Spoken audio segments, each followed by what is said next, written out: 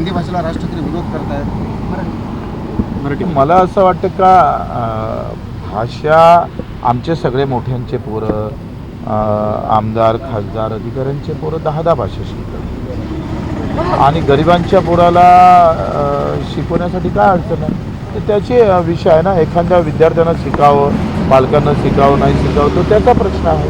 पण भाषा शिकल्यानं तुमचं मराठीची अस्मिता जातं असं नाही. आम्ही वापरू भाषा आम्ही नेहमी भाषा मराठी वापरली पाहिजे याच्याबद्दल दुमत नाही.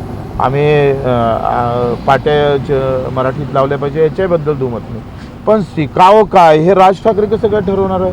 तुमचा मुलगा जर जर्मनीला जाऊन शिकत असेल तर इथल्या पोरांनी जर्मनी भाषा शिकवली शाळेत म्हणून त्याची वाह होतं आणि हिंदी शिकवत आहे म्हणून त्याच्यावर तुम्ही प्रश्न निर्माण करत असाल तर ते चुकीचं आहे.